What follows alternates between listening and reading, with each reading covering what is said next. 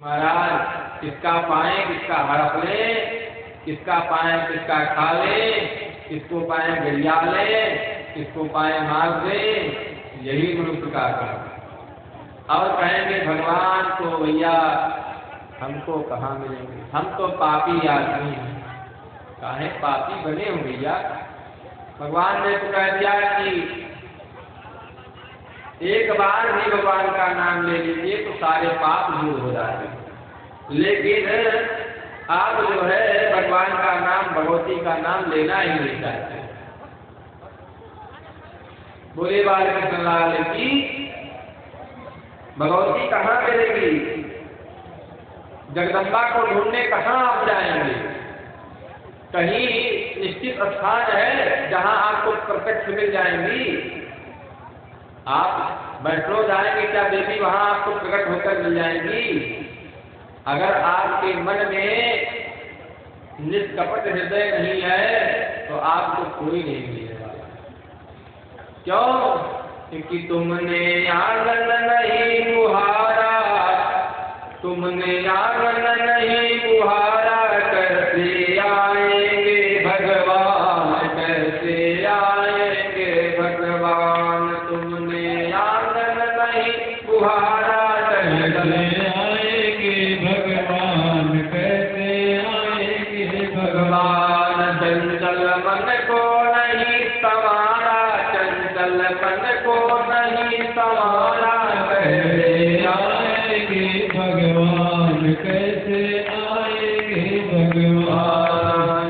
हर कोने कलमत कसाए की लगी हुई है ढेरी, हर कोने कलमत कसाए की लगी हुई है ढेरी। यारे ये बताइए अगर घर हाउसफुल हो तो उसमें कौन रहना चाहेगा? घर में कहीं जगह ना हो तो कोई उसमें जाना चाहेगा? किसी कोठरी में भूसा भर दीजिए फुल और किसी से कह दीजिए जाकर इसी भूसे में घुस जाओ, कोई घुसेगा नहीं। तो घर को खाली करना पड़ेगा। एक गिलास में पानी हो, आधा गिलास, लेकिन वो गंदा हो, गंदा जल हो एक गिलास में आधा गिलास, और आपको स्वच्छ जल पीना है और कोई कहे भैया प्यास लगी हमको जल पिला दो, तो सोचो कि आधा गंदा जल है उसी में अच्छा जल डाल के दे दे तो कोई पी लेगा? नहीं पिएगा ना, क्योंकि वो भी गंदा होगा। तो अच्छा जल के लिए क्या करना, उस जल को पहले उससे खाली कीजिए, उस गंदे जल को गिलास से फेंकिए, थोड़ा जल डाल के उसको धुलिए, फिर जब स्वच्छ जल डाल के पिएंगे तो हर कोई पी लेगा, प्यास बुझ जाएगी। उसी प्रकार हमारे हृदय में जब कपट, अभिमान, अहंकार का घर भरा हुआ है, घर हाउसफुल है, तो भगवान कैसे आएंगे? भगवान आएंगे लेकिन देखेंगे भैया इनका घर है हाउसफुल, चलो कोई दूसरा घर देखें, इस घर में जगह ही नहीं, कहाँ हम बैठेंगे? तो मन है मंदिर प्यारे, इस मन के मंदिर में परमात्मा को बताना है तो और लोगों को अहंकार को, मोह को, मद को निकालना पड़ेगा। भगवती का ध्यान करना है, आप यही निष्कपट होकर के ध्यान करिए, क्योंकि मैया कहाँ मिलेंगी? तो कहते हैं शेर पे सवार माई, शेर पे सवार माई, घूम गाय को बुलाएंगे तो यही माई आ जाएंगी और आपको मिल जाएंगी, तो कहीं जाने की आवश्यकता नहीं है। इस प्रकार जो है कहते हैं कि भगवान वामन जो है, दैत्य लोग अत्याचार कर रहे थे, दैत्य का जब राज होता है, जब दुष्टों का राज होता है तो सबके अत्याचार करते हैं। बलि ने दैत्यों को प्रबल बनाने के लिए यज्ञ किया, दैत्यों पर आक्रमण, दैत्यों ने आक्रमण करके राज सिंहासन इंद्र का छीन लिया। भगवान ने उपदेश किया, भगवती कृपा हुई, कश्यप जी ने अदिति को पयोव्रत नामक व्रत बताया। फाल्गुन के मास में पयोव्रत किया जाता है।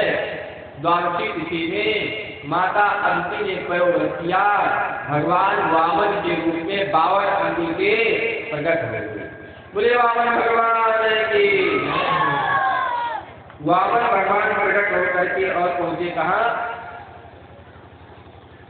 पहुंचे भगवान जो है महिषा, भगवान पहुंचे जो है बलि के यहाँ। महाराज बलि लेके कर रहे थे 99 अश्वमेध यज्ञ कर चुके थे। 100 अगर कर लेते तो परमानेंट इंद्र हो जाते। जैसे भैया बहुमत हो तो आपकी सरकार बन जाएगी। तो देवताओं के आसन जो इंद्रासन है उसके लिए 100 अश्वमेध का यज्ञ है बहुमत। अब शुक्राचार्य ने कहा कि बलि अगर तुमको हमेशा राजा बन के इंद्र बनना है तो तुम जो है क्या करो 100 अश्वमेध यज्ञ करो। नित्यान से पूरा हो गया, 100वां चल रहा था। बोले वाले सुना की। अब उस यज्ञ में वामन जी आए। देवगुरु बृहस्पति ने अपना शिष्य वामन को बनाया। 52 अंगुल के भगवान हैं। छोटे से भगवान, कमर में कंधनी है दूध की, मृग चर्म पहने हुए हैं। एक छाता दे दिया गया, ब्रह्मा जी ने कमंडल दिया, जनेऊ पहनाया। देवगुरु बृहस्पति ने दीक्षा दिया और कहा कि जाओ गुरु कक्षा के रूप में तीनों त्रिलोक चाहिए हमें। वामन जी चल गए। बोले बालकृष्ण नारी की। वामन जी महाराज आए यज्ञ में। यज्ञ चल रहा था। वामन जी को देखते ही लोग मंत्रमुग्ध हो गए। बलि ने आकर के स्वागत किया, ले गए, पूजा किया। बलि ने कहा कि हे प्रभु आप आए। बलि यज्ञ में दान करते थे प्रतिदिन। वामन देवता से कहा प्रभु आप मांगे क्या चाहिए आप? वामन ने कहा कि हमें कुछ चाहिए नहीं। बलि ने कहा नहीं आप आए हैं तो कुछ मांग लीजिए, मेरा सम्मान करिए। बोले बालकृष्ण लाल की। अब भगवान ने कहा देना ही है तो तुझे 3 पैर जमीन दे। कितना? 3 पैर, अपने पैर से नाप करके 3 पैर। राजा बलि ने कहा भैया मैं तो समझता था आप विद्वान हैं, आप खाली छोटे दिखते हैं, बुद्धि आपकी बड़ी होगी। लेकिन भैया बचपना तो बचपना, आप बच्चे ही हैं, बुद्धि भी आपकी बच्ची है। क्यों? क्योंकि कोई 3 पैर जमीन मांगना होता तो 4 बिगहा मांग लेते, घर द्वार मांग लेते, राजपाट मांग लेते। आप कहें तो आपकी किसी आपके समान कन्या से विवाह करा दूं। कहा महाराज देखो हम संतोषी। क्या है? बलि ने कहा कि प्रभु और कुछ मांग लो। वामन जी ने कहा हम संतोषी ब्राह्मण हैं, हमको और ज्यादा चाहिए नहीं, 3 पैर हमको चाहिए। 3 पैर बलि ने कहा ले लो महाराज जहाँ चाहिए। भगवान ने कहा ऐसे नहीं लेंगे भैया, संकल्प करो, चलो कागज पत्थर लिखो, बैनामा करो मेरे नाम। पता लगे आज तो हम उसे करेंगे तो आज लड़का पड़का हुए कहेंगे दादर जगह मुझे छीन लिए तब है? तो इसलिए कागज पत्थर पे लिखित कार्रवाई होनी चाहिए। बलि हंसने लगी महाराज 3 पैर जमीन। कहा देखो भैया महाराज ऐसा है कि हम कुटी बनाएंगे, बैठ कर तपस्या करेंगे, हमको हमारा तपस्या भंग नहीं होना चाहिए, इसलिए हमको संकल्प करके दो। बलि ने हाथ में जल दिया। शुक्राचार्य ने रोका, ये बामन नहीं, ये भगवान विष्णु है, छल करते आए हैं। बलि ने कहा कि जो जगत के दाता हैं, जो जगदीश हैं, जगत नियंता हैं, वो अगर भीख मांग रहे हैं मेरे सामने तो उससे बड़ा सौभाग्य क्या है। जो सबको देने वाले हैं उनको मैं दे रहा हूं। अगर ये विष्णु भी है तो मेरा हानि नहीं है। अब भगवान संकल्प करने के लिए जब मंत्र बोलना शुरू किए तो जले नहीं गिरे उनके हाथ में। क्यों? क्योंकि शुक्राचार्य जो है उस लोटे में घुसकर बैठ गए।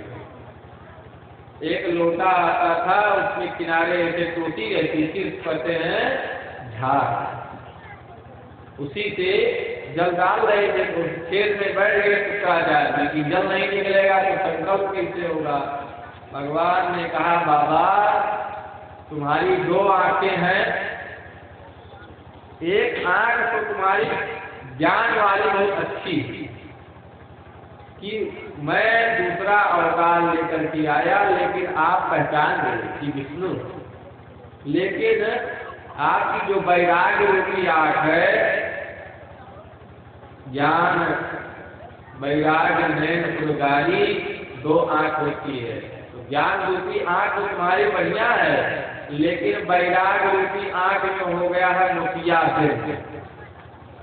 और महाराज मोतियाबिंद का होता है ऑपरेशन, तो रुको अभी ऑपरेशन हम किए देते हैं। भगवान ने कुसा निकाला और छेद दिया। बोले वामन भगवान की। अब शुक्राचार्य की एक आंख भैया सीताराम।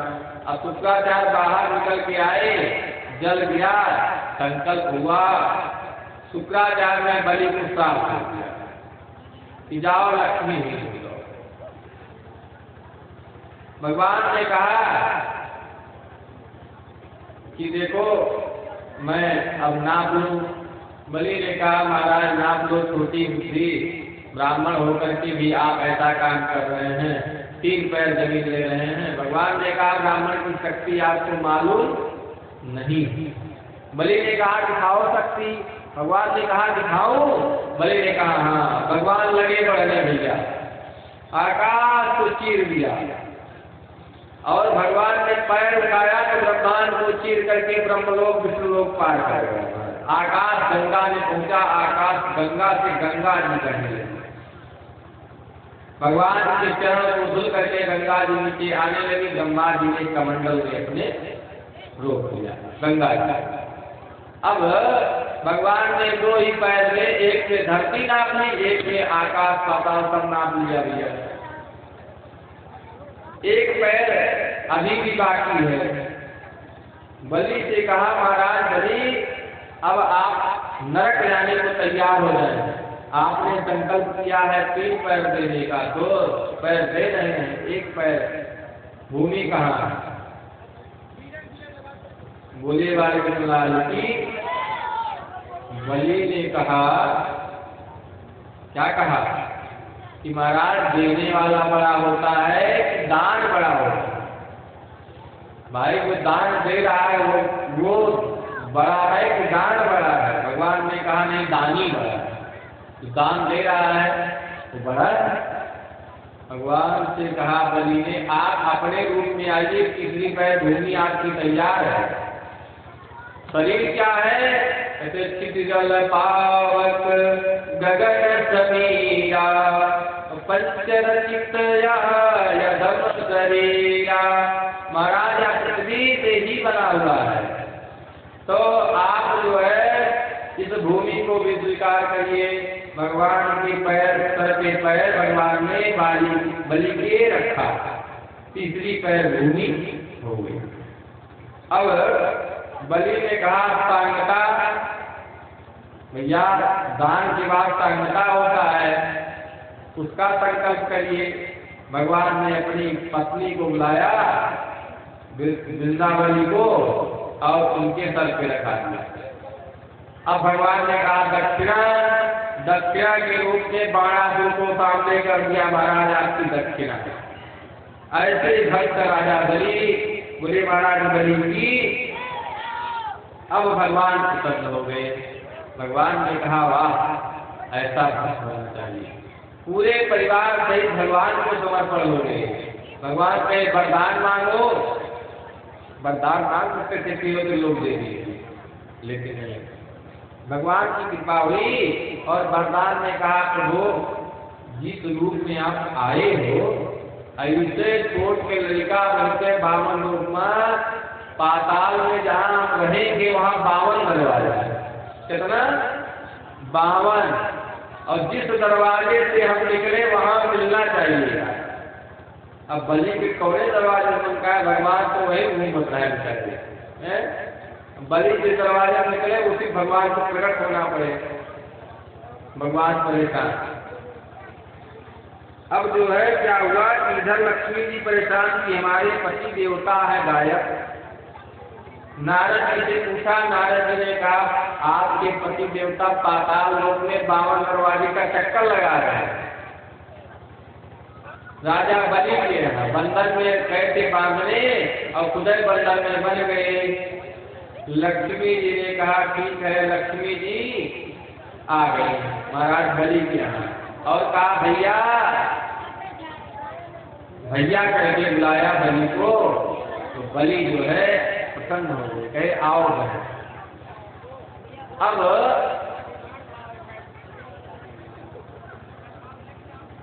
लक्ष्मी जी बहन बनकर के बलि की रहने लगी। रक्षा बंधन का समय आया, बलि के हाथ में रक्षा लक्ष्मी जी ने बांधा। अब श्रावणी जिस समय होती है सावन के महीने में पूर्णिमासी को, उसी दिन बलि के हाथ में रक्षा लक्ष्मी जी ने बांधा था। तब से कहते एन बद्धो बलि राजा दानवेंद्रो महाबला। जैसे दानवेंद्र बलि के हाथ में रक्षा लक्ष्मी जी ने बांधा था, ऐसे मैं भी आपके हाथ में रक्षा बांधा। वही रक्षा बांधने का आज भी विधान है और वहीं से रक्षाबंधन का पर्व मनाया जाएगा। अब लक्ष्मी जी से बलि ने कहा कि बहन तुमको क्या चाहिए, तुम मांग लो हमसे। लक्ष्मी जी ने कहा कि भैया पहले मैं देख लूँ आपकी राजमहल में मेरे लायक क्या है।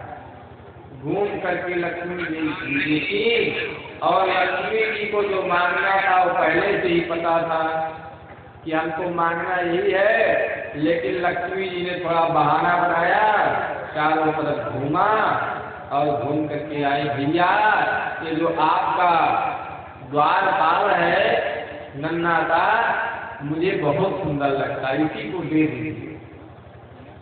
अब वामन जी प्रसन्न हुए, बलि भी समझ गए और कोई नहीं है लक्ष्मी जी हैं। बलि ने कहा ठीक है लक्ष्मी जी आप अपने पति को ले जाइए, वहीं विवाह कराते हैं भगवान का।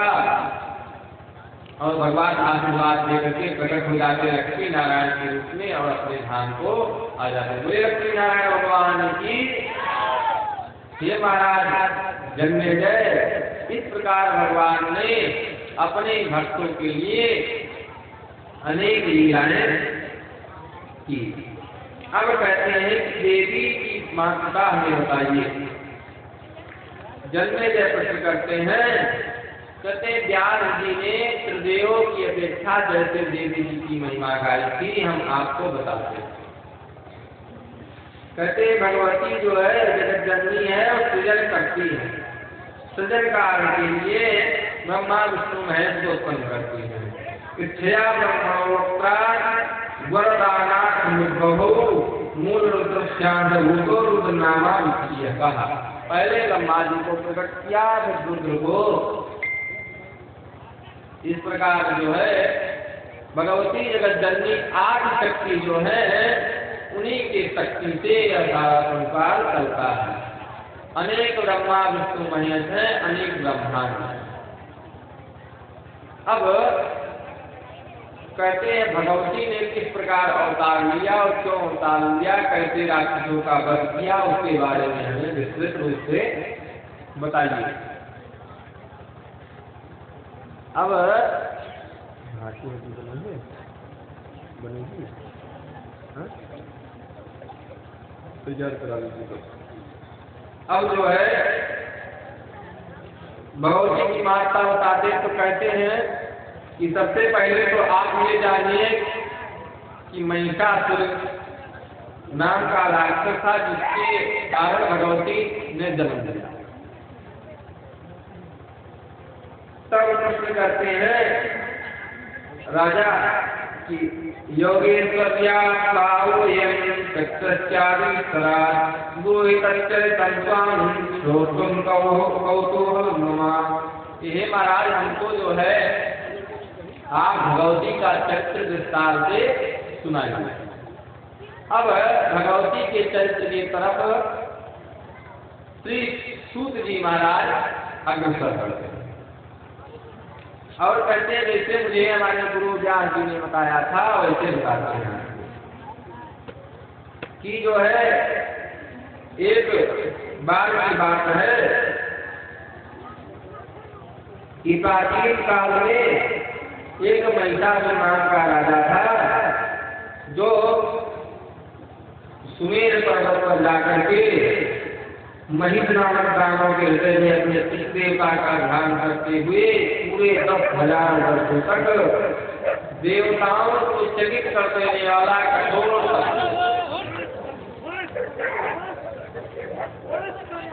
बोलिए बालकृष्ण लाल की, दक्षिणी भैया की।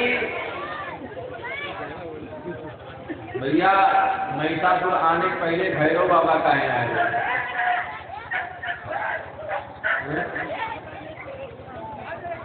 कि मैं मरू नहीं। ब्रह्मा जी ऐसा वरदान किसी को दे नहीं सकते। क्यों? क्योंकि ब्रह्मा जी की भी आयु है, सबकी आयु अलग अलग है। भैया जैसे मनुष्य की आयु है 100 निश्चित है। मनुष्य का जब 1 साल पूरा होता है तो देवताओं का 1 दिन रात होता है, और जब मनुष्य का 1 महीना होता है तो पितरों का 1 दिन और रात होता है, जिसे कहते हैं शुक्ल पक्ष और कृष्ण पक्ष। जब कृष्ण पक्ष होता है तो पितरों का पक्ष 1 रात हो जाता है, शुक्ल पक्ष होता है तो पितरों का दिन हो जाता है, और जब 1 साल बीतता है तो देवताओं का 1 दिन और 1 रात होता है,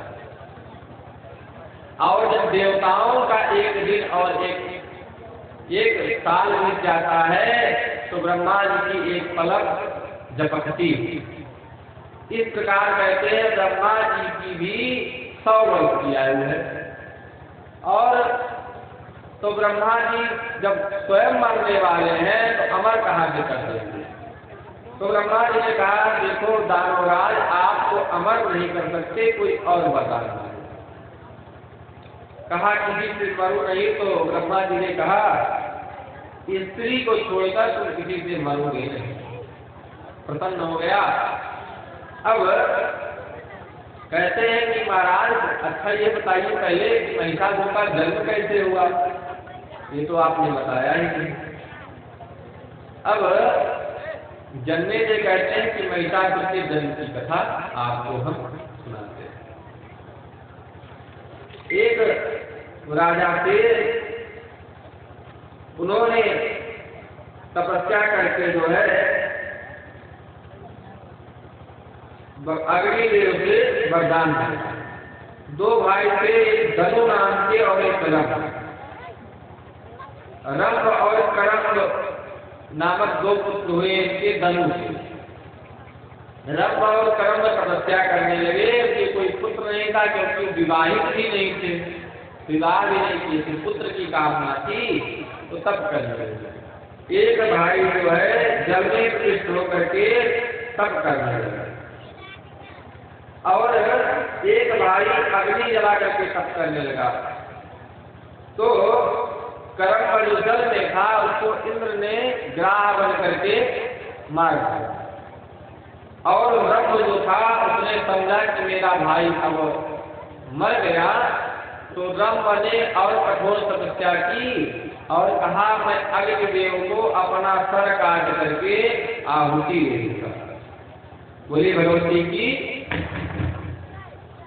इंद्रदेव अग्निदेव प्रसन्न हो गए कि महाराज आत्महत्या मत करिए, आपसे मैं प्रसन्न हूँ, आप वरदान दें। अब उन्होंने कहा कि मुझे एक बलशाली पुत्र चाहिए। रंग जो है, रंग को अग्निदेव ने वरदान दिया कि ठीक है महाराज, आप जाइए, जिस पर आप मोहित हो जाएंगे स्त्री पर, उसी के द्वारा आपको एक बलशाली पुत्र मिलेगा। भगवती की प्रेरणा हुई। रंग जा रहे थे, एक भैंस को देखा। किसको? भैंस। वह भैंस जो है अभी नवयुवती थी और भगवान भगवती की ऐसी लीला हुई कि भैंस पर मोहित हो गए और भैंस के साथ ही विवाह कर लिया। भैंस से विवाह हुआ और उसी से जो है गर्भवती हो गई, उसी के पेट से पुत्र उनके हुआ। अब भैंस गर्भवती थी तो उसको एक भैंसे ने देखा, भैंसा मोहित हो गया भैंस के ऊपर। भैंसा मोहित हो गया तो भैंस भागने लगी। रंग देखा कि भैंस यानी उसकी पत्नी के ऊपर भैंसा आक्रमण कर दिया, तो लड़ते लड़ते रंग मारा भैंसे के। भैंस गई यक्षों की तरफ। यक्ष लोग ने भैंसे को मार करके और उस गर्भवती भैंस की रक्षा की। पति के साथ वो जल गई चिता में। जब रंग को चिता में लिटाया गया तो उसकी पत्नी भैंस भी अपने पति के साथ चिता में अग्नि में जल गई।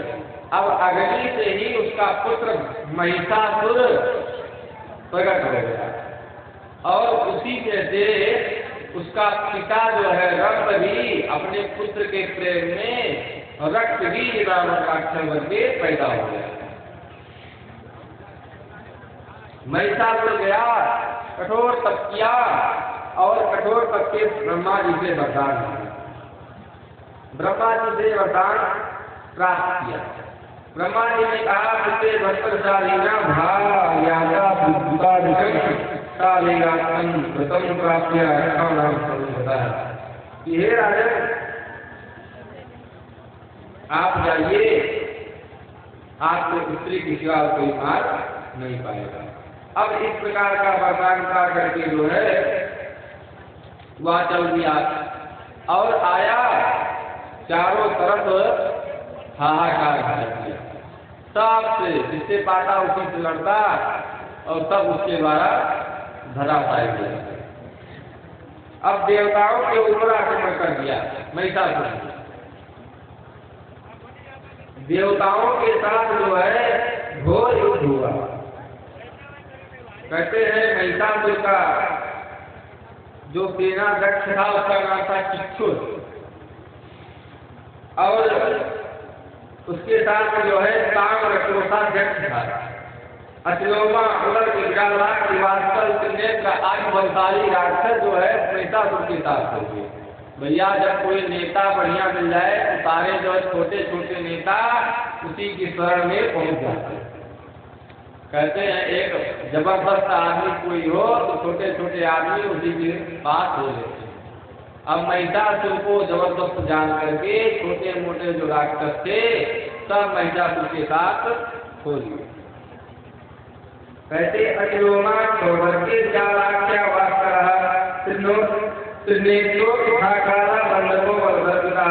सारे बलशाली राजा थे और सब ने मिल करके भूमंडल पर सारे पृथ्वी पर अधिकार कर दिया। ब्राह्मण लोग भी महिषासुर के अधीन हो गए और महिषासुर ने कहा देखो अब देवताओं की आहुति नहीं करना है, हवन करना है तो महिषासुर के नाम, जब करना है तो महिषासुर का जब करिए, महिषासुराय नमः, महिषासुराय स्वाहा। महाराज पूजा पाठ जो करना है वो महिषासुर का करेंगे। ऐसा होने लगा चारों तरफ। अब देवताओं के ऊपर इन्होंने आक्रमण किया, देवताओं के साथ युद्ध होने लगा। देवराज इंद्र के साथ सारी देवसेना आ गई लड़की। वरुण, यमराज, अग्नि, सूर्य, चंद्रमा, ब्रह्मा, विष्णु, महेश सहित सब लड़ने आ गए। एक बार तो भगवान ने इनके सारे सेनाओं को परास्त कर दिया, लेकिन महिषासुर को क्रोध आया, महिषासुर स्वयं लड़ने आया तो महिषासुर के हाथ से सब परास्त हो गए। भगवान विष्णु ने जब अपना चक्र सुदर्शन चलाया तो महिषासुर के ऊपर उसका कोई प्रभाव नहीं हुआ। बहुत दिन तक 100 साल तक ये युद्ध चलता रहा। सब लोग राक्षस और दैत्य देवता मिलकर के युद्ध करते थे। लड़ते लड़ते भगवान विष्णु समझ गए कि ऐसे मरने वाला नहीं है। भगवान विष्णु अपने धाम में चले गए क्षीर सागर को। भगवान विष्णु को गया देख करके शंकर जी भी चल दिए, तो ब्रह्मा जी भी चल करके चले गए। अब देवराज इंद्र लड़ने के लिए तैयार हुए। उनके साथ अग्नि, वरुण, यमराज भी थे, लेकिन सब थोड़ी ही देर में सब हार गए। और हार करके सब लोग भाग गए। अब राजसिंहासन ने खाली पाया महिषासुर ने, तो महिषासुर इंद्रासन पर अधिकार जमा लिया। देवताओं इंद्र की हाथी ऐरावत को छीन लिया, इंद्र का वज्र छीन लिया, इंद्र से उच्च प्रवा घोड़ा छीन लिया, कामधेनु गाय छीन ली, सारा राजपाट पर का छीन लिया। सारे देवता दुखी होकर दर दर भटकने लगे। सब आए भगवान की शरण में। भगवान ने कहा, देखो इस समय मैं कुछ नहीं कर सकता हूँ, इस समय भगवती के शरण में जाना चाहिए। हम सब मिल करके जो है भगवती दुर्गा की उपासना करते हैं। और भगवान विष्णु कहते हैं कि देखो पिछले बार मैंने युद्ध किया था महिषासुर से, लेकिन उसका कुछ हुआ नहीं। उसको वरदान ब्रह्मा जी ने दिया है कि वो किसी स्त्री से ही मरेगा। अब किसी देवी की उपासना करके किसी देवी को हम लोग प्रकट कर लें, तभी हमारा काम हो। जब भगवान समझाए तब देवताओं को समझ में आया। अच्छा भैया, भगवान जिसको समझाना चाहे